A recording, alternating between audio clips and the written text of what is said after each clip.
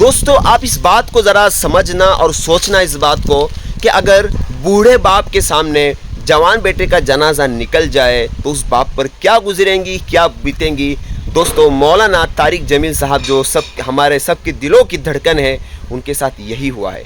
کل دوستو ان کے بیٹے عاصم جمیل کا نماز جنازہ پڑھائی گئی، اس میں تدفین ہوئی ان کی، اور مولانا طارق جمیل صاحب کا ایک ویڈیو بھی آیا، اس میں دیکھا گیا ہے کہ مولانا طارق جمیل صاحب بہت زیادہ رو رہے ہیں، بہت زیادہ ان کو تکلیف ہوئی، کیونکہ بتایا جا رہا ہے کہ یہ جو بیٹا تھا ان کا عاصم جمیل، یہ بہت ہی پیارا تھا اور ان سے بہت محبت کرتے تھے، کیونکہ بیچارہ ڈپریشن کے اندر تھا اور ایک بیماری کے اندر ہونے کی وجہ سے مولانا طارق جمیل بہت اس سے محبت کرتے تھے۔ اور ایک بات یہ ہے کہ بہت سارے لوگ بتا رہے ہیں کہ انہوں نے خودکشی کی۔ یہ خودکشی نہیں ہوئی ہے، کیونکہ ان کے گھر کے جو افراد ہیں ان کا بیان آیا ہے کہ وہ گولی لے کر کچھ کر رہا تھا بندوق کو، تو وہ گولی خود بخود نکل کے اس کے سینے پہ لگ گئی۔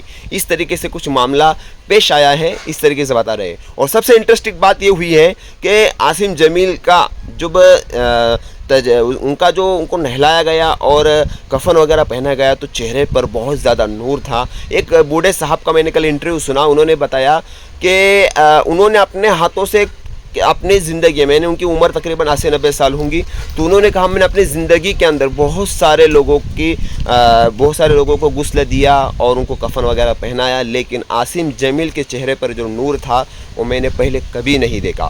اس طریقے سے انہوں نے بتایا۔ خیر، کل جو ہے ان کی تجہیز و تکفین ہوئی، مولانا طارق جمیل صاحب کے ساتھ بہت سارے افراد، لاکھوں لوگ جو ہے ان کے جنازے کے اندر شریک تھے۔ عاصم جمیل صاحب کو کل جو ہے دفنایا گیا۔ مولانا طارق جمیل صاحب بہت زیادہ غم کے اندر تھے۔ ان کے جو بڑے بھائی ہیں یوسف جمیل صاحب، مولانا یوسف جمیل صاحب، وہ بھی بہت زیادہ غم کے اندر تھے۔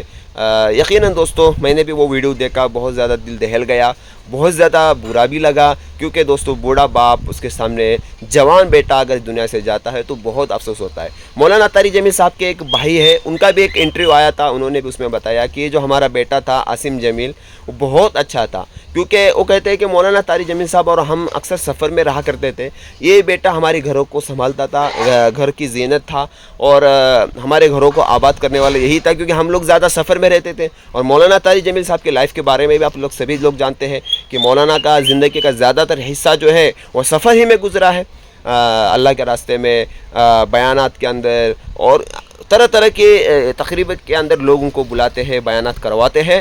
تو مولانا طارق جمیل بھی سفر میں رہتے تھے، لیکن پتہ نہیں کچھ ایسی بیماری تھی جو ڈپریشن کی تھی، اس کی وجہ سے وہ بہت زیادہ ڈپریشن میں رہتے تھے، اور ان کا ارادہ نہیں تھا اپنے آپ کو مارنے کا، بندوق لی اور کچھ اس طریقے سے کر رہے تھے تو گولی خود بخود نکل گئی اور سینے پر لگ گئی، اس طریقے سے بتایا جا رہا ہے۔ خیر جو بھی ہے واللہ اعلم، اللہ بہتر جانتے ہیں۔